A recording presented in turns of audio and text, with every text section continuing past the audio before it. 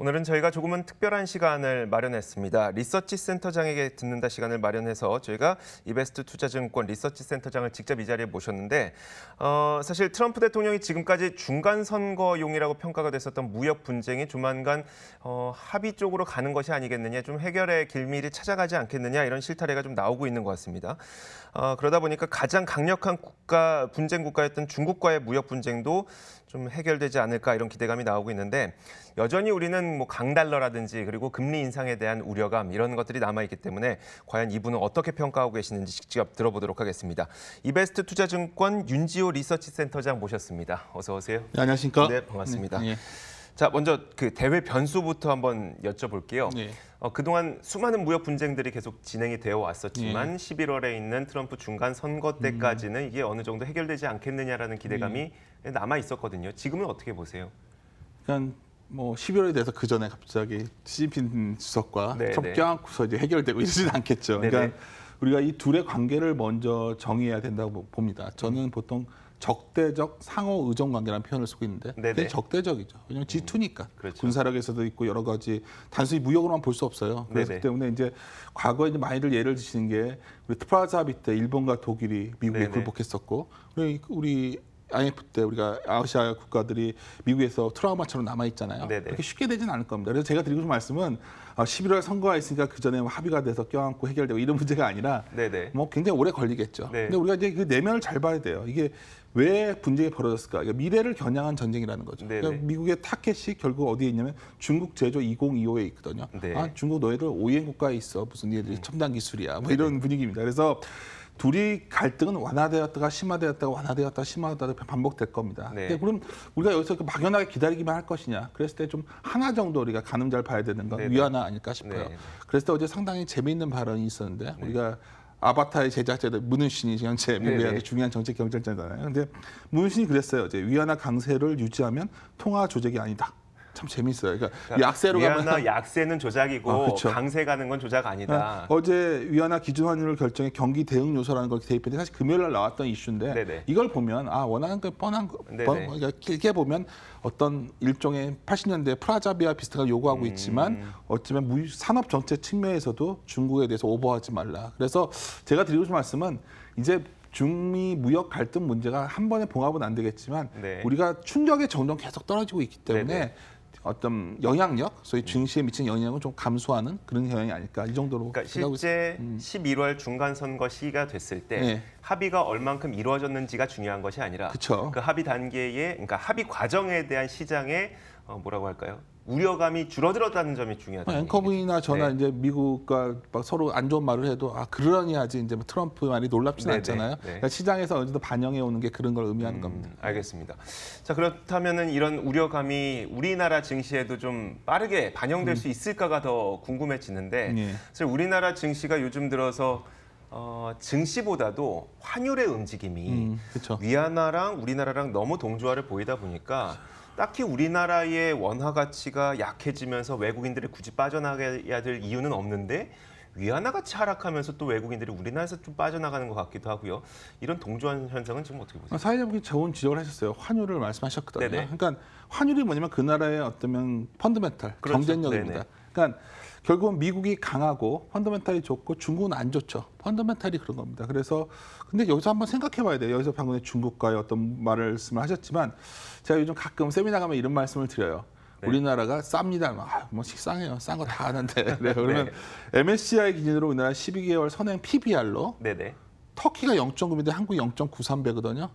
자산 가치 대비 가격이요. 그러니까 이머징 대비해서도 워낙 싸다는 거죠. 한국이 왜 이렇게 싸냐? 네네. 한 질문을 던져야 돼요 지금. 네. 왜 싸냐? 뭐 오늘 정부 관계자 안 들으시겠지만 네. 결국은 한국이 싼 이유는 분명히 섹터로 본다면 IT와 산업재가 싼 거고요. IT와 산업재가 그렇죠. 싸다고요? 삼성전자가 싼 거죠. 네네. 그러니까 삼성전자가 올라오면 그런 싼 게 좀 해소가 되겠죠. 그 산업재 종목들, 중국과 관련된 산업재 이런 게 싼 건데 네. 또 하나 이렇게 싼 것들이 이유가 있는 거고 또 하나는 한국의 어떤 내부 경제의 어떤 미래 성장에 대한 기대가 굉장히 낮아진 거예요. 그래서 네. 외국인들이 별로 안 좋게 보는 거죠. 네. 그래서 제가 드리고 싶은 말씀은 외부에서만 찾지 말고 내부를 보면은 결국 국내 정책 변수, 여러 가지 국내 경기에 대한 부정확한. 최근에 보시면 소비자 심리도 안 좋고 어떤 어떻게 보면 여러 가지로 안 좋잖아요. 수출 빼고는. 그래서 네네. 최근 제이노믹스 관련돼서 좀 우려감들이 주가에도 많이 반영돼 있다 이렇게 보고 있고요. 그냥 결론적으로 말씀드리면 네네. 그래도 뭐 이게 또 나쁜 얘기냐 아니면 좀 부정적 뉴스냐 아니면 좀 긍정의 징후가 있냐 물어본다면 네. 이 말씀을 가끔 드려요. 저는 지난 지방선거 직후에 굉장히 주식이 안 좋았지 증시가 안 좋았었어요. 그때는 네네. 워낙 현재 개혁 정책에 대한 지지도가 높아서 지지율이 높으니까 이 개혁 정책이 더 심화될 것 같았거든요. 네네네. 근데 요즘 분위기는 어떻죠? 결국은 개혁 정책을 강화하기보다는 좀 반발들이 커지고 있죠. 그러니까 지지율이 떨어져 있기 때문에 제가 보기에는 이제는 분배보다는 성장에 대한 고민들을 더 많이 하는 시기. 증시가 그렇게 나쁜 그림은 아니다. 그렇다면은 네. 중국 증시가 계속 좀 만약에 안 좋은 모습을 보이더라도 네. 우리나라 증시는 디커플링 돼서 또 반등에 나설 수 있다고 보시는 그러니까 건가요? 커플링과 디커플링은 어쩔 때는 어느 나라와 커플링되고 디커플링이 반복되는데 네네. 저는 최근에 어떤 물론 중국에 연동된 부분도 있고 네. 아까 말했던 산업재 그런 부분들이 연동돼 네네. 있었던 네. 거고요. 그 두 번째로 볼 수 있는 건 아까 말씀드린 국내 경제에 대한 어떤 비관적 기대 네네. 이게 굉장히 내수의 부진 이런 것들이 반영돼 왔는데 이 부분은 약간씩 개선되고 있다. 그래서 저는 한마디로 계속 오늘 저한테 물어본 게 9월 이후의 증시인데 가을 증시를 좀 좋게 보는 이유 중에 하나가 이 네네. 역시도 상당히 시장에 반영돼서 현재 이렇게 밸류에이션이 싸게 유지된 것이 아니겠나 이렇게 보고 네네. 있습니다. 그 밸류에이션 싸다는 말씀을 좀 뭐 시장에서도 많이 하고 네. 센터장님께서도 몇 번을 재차 강조해주고 계시긴 한데 그 단서가 하나 말씀을 하셨어요. 단서를. 외국인들이 봤을 때 우리나라의 미래 성장에 대한 기대감이 많이 낮아져 있다 보니까라고 말씀하셨거든요. 그렇다면 아무리 뭐 자산 가치 대비해서 가격이 싸다고 하더라도 성장에 대한 기대감이 없으면 그건 싼 거라고 보기 어렵지 않습니까? 그런데 그랬을 때 이제 또 네네. 사회자께서 말씀하시니까 이제 결국 저희도 밸류에이션 변수를 갖고 말씀드리면 그렇죠. 근데 ROE가 올라오고 있습니다. 그러니까 ROE가 올라오고 있는데 PBR이 낮아졌다는 네네. 거는 분명히 싸졌다는 거예요. 그래서 제가 드리고 싶은 말씀이 밸류에이션을 굉장히 보수적으로 한번 저희가 최근에 제시를 하고 있어요. 그게 네. 뭐냐면은 그러니까 TTM이 뭐냐면 트레일링 12 months. 그러니까 확정된 데이터만 갖고서 PBR 한 배를 계산해 보자는 거죠. 네네. 그러니까 이번 2분기께 나왔으니까 이걸 네네. 넣어가지고 계산을 해보면 지난 1분기까지만 해보면 TTM으로 PBR 한 배가 한 2,114 정도, 2,214 정도였어요. 2214요. 그렇죠. 그러니까 대략 저번에 저점이 그 위에서 나왔던 것 같아요. 근데 2분기가 실적이 안 좋다는데 사실 2분기 실적이 잘 나왔거든요. 네네. 그러니까 순이익만 줄었지 영업이익은 또 많이 늘어났단 네. 말이에요. 그러니까 이 늘어난 자본만큼의 어떤 PBR 한 배가 2,800이 넘어 2,284예요. 제가 여기 2,284. 예, 그러면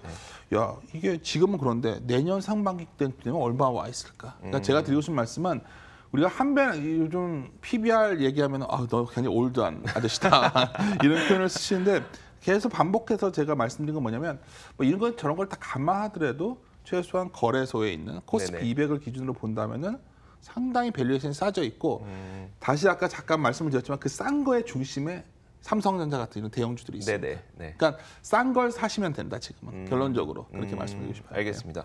좋습니다. 그러면은 일단 그 9월 증시를 비롯해서 가을 증시는 그래도 좀 긍정적으로 바라보고 계시는 것 같으니까 어느 정도 강도로 나오게 될 것인지를 한번 여쭤볼게요. 그러면은.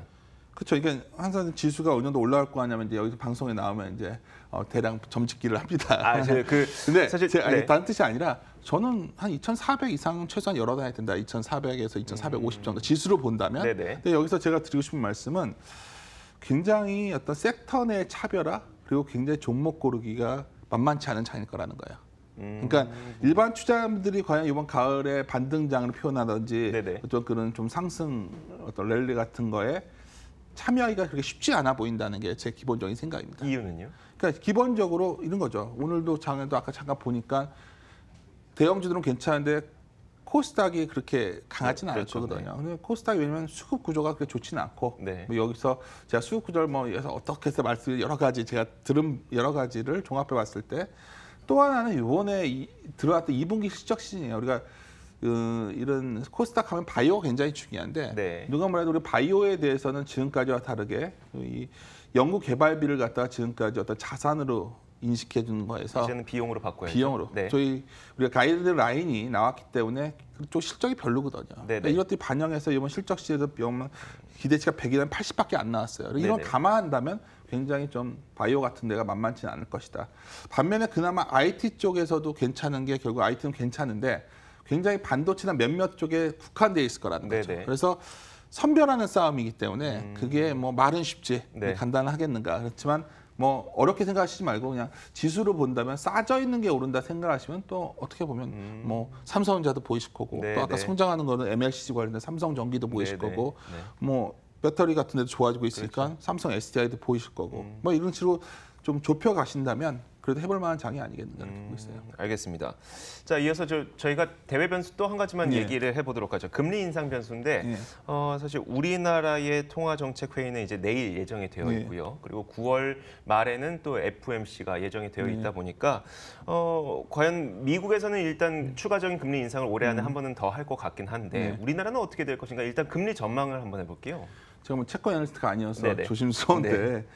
그러니까 이거 역시 현 정부 정책을 잘 봐야 됩니다. 네. 저번에 얼마 전에 약간 해프닝처럼 청와대에서 약간 통화 정책 중립성에 대한 어떤 약간 노이즈가 꼈었는데 네네네. 지금 잘 보셔야 되는 게 우리나라의 정책이 LTV를 줄이다 보니까 네. 최근에 가장 많이 올라간 게 소비자 신용이에요. 그러니까 신용 대출이 올라왔다는 거죠. 네네. 집 살려면 그렇죠. 이제 담보 못 잡으니까 신용 대출 빌린 그렇죠. 거예요. 그러면 네. 현상에서 우리가 소비주도 성장을 하고 있는데 금리를 현재 정책 당국에서 빠르게 오르기를 원할까요? 물론 이건 굉장히 조심스러운 얘기입니다. 그러니까 네네. 한국의 결정할 문제지만 그렇죠. 네. 전체적인 정책을 봤을 때는 약간 시그널을 통화 정책에 대해서 금리 올리는 걸 그렇게 선호할 것 같지는 않아서 네네. 한국은 뭐 이렇게 빠를 것 같지는 않다는.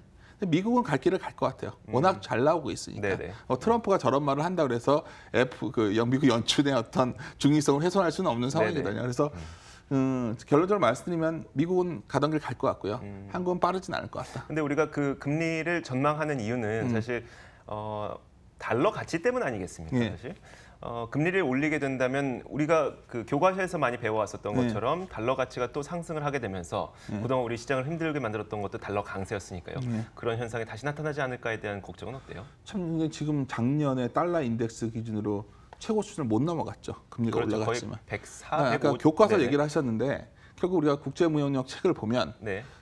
그 금리 차이에서 환율이 결정된 모든 조건이 동일하다면 그러니까 우리가 네네. 미국과 같지가 않죠. 그렇죠. 네. 그러니까 금리 차이에서 결정나는 게 아니라 엄밀히 말하면 1980년 이후에 미국의 달러화 방향성은 글로벌 경제에서 미국이 차지하는 GDP 비중이 결정하는 겁니다. 그러니까 지금은 미국이 좋으니까 달러가 강해졌던 거예요. 엄밀히 말하면 금리 차 때문에도 영향이 있죠. 네네네. 근데 물론 원리적으로 말씀드리면 어떤 미국 기준 리밋 레벨보다는 미국의 GDP 비중이 중요한데 그럼 여기서 중요한 거예요. 달러 인덱스를 보면 우리나라가 아니라 네네. 미국과 유럽을 놓고 생각을 해야겠죠. 그러면 이제 이런 미국은 좋아져서 플랫한 정도고 네. 유럽은 안 좋았다 좋아지고 네네네. 있고 중국은 상반기 완전 죽을 썼어요. 네네. 근데 재정 정책에서 하반기 좀 나아져요. 네. 그렇다면 달러가 아주 강해지는 그림은 아닐 겁니다. 아, 그러니까 중요한 포인트는 뭐냐면 유로와 강세를 좀 그렇죠. 치고 계시는 강세라기보다 거고. 그냥 네네. 미국은 좋으니까 따로 있었는데 네네네. 펀더멘탈을 본다면 유럽은 나빴다 좋아지고 있고 그렇죠. 네. 그리고 중국은 상반기 아주 안 좋았는데 안 좋으니까 중국이 굉장히 재정 정책을 쓰고 있어요. 네네. 이걸 굳이 지표로 말씀드리자면 서프라이즈 인덱스라는 거 있습니다. 뭐 네. 네이버에 지식 검색 치면 나옵니다. 서프라이즈 인덱스면 미국은 고점에서 마이너스로 들어가고 있고요. 네네. 그러니까 기대감을 점차 충족 못 시키고 있는 거예요. 서프라이즈는 뭐냐면 내가 어떤 기대를 하고 있는데 네네. 그 충족 못 시키면 내려오는 거고 유럽은 마이너스 저 심한 거에서 올라오고 그렇죠. 있어요. 네. 기대치가 기대보다는 너무 좋아지고 있는 거예요. 일본은 어떻습니까? 일본도 그 달러를 결정하는데 또 지대한 영향을 그렇죠. 일본 영향인데 일본은 큰 영향을 지금 못 주고 있어요. 워낙 아베노미스가 독특하게 네네. 자기네 자구 위주로 왔기 때문에 그래서 유럽과의 관계가 전 더 의미 있다 네네. 보고 그렇게 본다면 달러 강세의 정점은 지났다 이렇게 보고 있습니다. 그렇다면 우리나라 증시로 사실 이게 맞는지는 모르겠어요. 네. 그러니까 지금까지 우리나라에서 외국인 자금이 빠져나갔었던 것이 달러 강세 때문에 빠져나갔다고 딱 인과관계를 짓기는 어려울 수도 있겠지만 어느 정도 또 개연성은 있었으니까요. 그렇다면 외국인 수급이 다시 우리나라로 좀 들어올 수 있을 것으로 전망하세요? 그것도 분명히 영향 있죠. 원화가 약할 때 들어와서 강할 때 팔고 나가는 네네. 외국인들인데 이제 그것만 있는 건 아니라는 거죠. 네네. 옛날에 전체를 펀드멘탈을 보는 건데 죄송합니다. 근데 이제 외국인들의 이제 수급도 중요하고 어쩌면 지금부터 더 중요한 국내 기관들이 과연 위험 자산 선호를 할 것이냐. 아, 네. 자산 그래서 9월 이후에 어떤 주요 기관들의 사실 우리가 최근에 한 여름 장세 장에 부진했을 때 수급을 아까 보여주신 가본데 기관이 많이 팔았죠. 네네. 네. 그렇죠. 엄밀히 말하면 네. 뭐 외국인이 그렇게까지 하지 않았어요. 심지어 국내 주식 이제 안 할 거다 뭐 이런 얘기도 나왔었잖아요. 뭐 제가 말한 드릴 자리는 아닌 것 같고 이거 보도에 나온 거니까요. 그렇죠. 네. 그러니까 그렇게 본다면은 아무튼 그런 위험자산 선호가 왜 안 나가? 구대 공통점은 뭐냐면 기대값이 낮은 거예요. 네. 그 기대값이 뭐가 있을까? 그럼 저는 조심스럽게 좀 우리나라의 잠재 성장률이 3%도 안 되는데 네네. 저 2%대 중반 있는데 우리가 뭐 중동 특수, 베트남 특수, 중국 특수처럼 북한 특수 기대도 좀 있었다가 좀 사라졌었고. 네네. 그럼 뭔가 기대값이 뭐가 있을까를 오히려 고민하자는 거죠. 그러니까 하단은 굉장히 두텁다는 거 확인했어요. 네네. 우리의 지금 고민은 상단을 열 수 있냐 아니냐에 대한 네네. 고민이거든요. 그랬을 때는 뭔가 새로운 모멘텀이 필요한데 아직은 잘 안 보이고 지금 보이는 거는 그냥 싸다 정도? 그래서 싼 걸 사겠죠, 외국인들도. 그렇다면. 네네. 그 정도로 보지 한국이 엄청 멋있어 보여서 들어올 것 같지는 않다. 이렇게 말씀드린 겁니다. 근데 앞에서 말씀하셨던 2,450 말씀하셨었네요. 그럼 그 정도까지는 그럼 기술적으로 올라갈 수 있다고 보시는 거예요? 기술적으로 그렇고 뭐 그 정도도 밸류에이션 부담이 적으니까 우리가 정도도 잠정적으로 워낙 추정해 보면 네네. 그러니까 아까 말했던 TTM, PBR 한 배가 내년 정도 가면 2,300, 4, 50, 80 이 정도 가거든요. 네네네. 그러니까 그게 무리한 지수가 아니라는 거죠. 그러니까 네. 앞으로 자본이 쌓이는 걸 생각해 본다 이렇게 보고 있습니다. 그 정도만 바라봐도 지수는 그 정도까지 올라갈 수 그걸 있습니다. 뭐 갖고 올라가냐 고민스러운 거죠. 그러니까요. 예, 예. 뭘로 올라갈까요? 그냥 조심스럽게 예측해 그러니까 제가 이제 크게 하면 두 가지를 봐요. 그러니까 우리 경제가 싸다고 하면 딱 두 가지입니다. 네. 아까 말씀드렸지만 IT가 싼 게 IT, 많이 네, 있고요. 그러면 대표적인 IT 중에서도 결국은 뭐 삼성전자라던가 네, 네. 뭐 이런 것들 그런 것들이 있고 또 하나 우리 성장주들도 상당히 봐야 돼요. 그러니까 글로벌 성장에 연동된 것들 그게 최근에 가까운 말로 미디어 주식들, 네, 그다음에 네. 엔터 주식들, 그리고 플랫폼. 그러니까 뭐 저희가 커버리지 하고서 토픽으로 제시하고 있으니까 뭐 스튜디오 드래곤, 네, 네. SM, 뭐 카페24 뭐 이런 좀 생소한 이름이지만 상당히 이런 쪽들이 앞으로도 좋아 보인다 저는 네, 네. 미디어. 이거는 성장주 쪽에서 봐야 되는 거고 네, 네. 싼 거에서는 삼성전자라는 게 있죠. 싼 거 또 하나가 있어요. 뭐냐면 산업재죠. 한국의 앞으로 산업이 굉장히 소멸하고는 있지만은 네네. 또 하나의 기대가 뭐냐면 어떻게 됐던 간에 북한 관련 모멘텀이 있다면 그렇다면 그 건설주도 같은 것들 네. 또 하나 대표적인 게 포스코죠. 그러니까 자 이러다 보니까 드리는 말씀이 제가 삼성전자 포스코 이런 말씀드리면 참 이 방송을 나도 일반 투자자분들이 아 저 사람 나와서 참 재미없다 하실 때 재미없다 하죠. 그랬지만 네네. 그런 것들이 굳건한 장이 아닐까. 아니면 개별 종목을 하신다면 건설주 내에서 개인 투자자들은 골라보는 것도 괜찮고 아까 미디어 엔터에서 골라보는 네네. 것도 괜찮고 뭐 이 정도가 우리가 선택할 수 있는 카드들 중에 하나가 아닐까 이렇게 보고 있습니다. 예. 코스닥 시장 좀 전체적인 평가를 내려주세요. 요즘에 뭐 그 상반기에는 그래도 제약 바이오주가 개인들의 투자 심리에 힘입어서 아주 큰 폭의 상승을 기록했었다면 요즘엔 사실 그게 좀 다 미미하더라고요. 뭐 올랐다가 내렸다가. 뭐. 그러니까 제가 아주 처음에 우리가 이제 가이드라인이 나왔다는 거죠. 네네. 제가 이런 말씀을 이제 여기서만 주시는 게 아니라 이제 뭐 드리면 바이오가 좋죠. 언젠간 다시 되겠죠. 인간의 수명이 그렇겠죠. 길어졌기 때문에. 네네. 근데 최소한 우리가 작년에 올해에 걸쳐서 확인된 거는 앞으로 바이오는 굉장히 엄격한 기준이 적용된다. 그러니까 회계장부상에 당연하죠. 흑자를 내기가 정말 힘들어지게 되는. 그러면 네. 제가 봤을 때는 그냥 우리가 뭐 앞으로 좋아질 거야 이런 거 갖고서 하기에는 네네. 판별해야 되고 물론 많은 제약 바이오 기업들이 우리 이미 이렇게 다 비용으로 처리해 왔어요. 네네. 얘기를 하고 있지만 밸류에이션이 비싸다는 거죠. 그래서 올라와 있는 상태이기 때문에 저는 바이오는 많은 분들이 이제 약간 뭐 더 전문가들이 계시겠지만 네네. 저희들은 바이오에 대해서 강하게 가져가지는 않습니다. 오히려 그런 성장주 쪽에서 만약 본다면 네네. 미디어나 엔터가 더 지금은 낮고 또 하나 아니면 북한 관련주 중에서 실체가 좀 나올 수 있는 건설주 내에서 종목 고르기 이 정도도 괜찮다. 알겠습니다. 저희가 그 이야기를 계속 나누는 와중에 어떤 식으로 시장에 대응하십시오. 그리고 어떤 산업에 좀 집중해 보십시오. 이렇게 센터장님께서 직접 말씀을 해주시긴 하셨는데 좀 저희가 마지막으로 좀 간략하게 투자 전략을 정리를 한번 해볼까요? 제가 정리가 잘 안 돼요. 정리는 잘 어려우신가요? 이런 거예요. 지금 네. 경제가 어떻게 되고 있냐? 매년 커지고 네. 선명해지고 빨라지고 있습니다. 네. 뭐가 그러냐? IT가 그렇습니다. 네. 그렇다면 우리가 이제 디지털 시대라는 게 뭐냐면 계속해서 빨라짐에 대해서 좋아지는 산업이 있죠. 그게 무형제 경제입니다. 네. 플랫폼 비즈니스. 그러니까 보이시잖아요. 굉장히 커지고 있다는 네네. 게. 그래서 그런 산업, 성장하는 경제를 잘 찾아서 가야 되는 게 첫 번째 전략이고요. 네네. 그래서 성장주도 분명히 기회가 있다. 또 하나는 정부와 정책에 관련돼 가지고 상당히 어쩌면 우리나라의 그 관련된 대형주들 중에서 상대적인 저평가되어 있는 군이 분명히 존재한다는 거죠. 네네. 그러니까 여러 가지 이유로 인해서 좀 부진했었지만 글로벌 경쟁력을 갖고 있기 때문에 결국 낮은 밸류에이션에 대해서 외국인들도 관심을 가질 것이고 기관들도 손댈 종목도 있다. 그게 뭐냐면 삼성전자, 포스코 같은 겁니다. 그렇죠. 그렇죠. 그리고 마지막으로 말씀드리고 싶은 건 만약 아까 계속 개인 투자자분들이 그래도 많이 보는 방송이니까 말씀을 네네. 드린다면 굳이 섹터로 나눠서 본다면 뭐 건설주 같은 것들에서 중소형 건설주도 있고 상당히 재밌을 거라는 거죠. 그리고 네. 또 하나 아까 말씀드린 북한 관련 모멘텀도 너무 급하게만 마음을 먹지 않지만 트레이딩은 가능한 거는 그쪽에 있지 않을까. 네네. 그래서 제가 이제 지수나 뭐 이렇게 보통 이렇게 방송 가면 저희들은 포트폴리오 위주 말씀을 드리는 사람이기 때문에 네.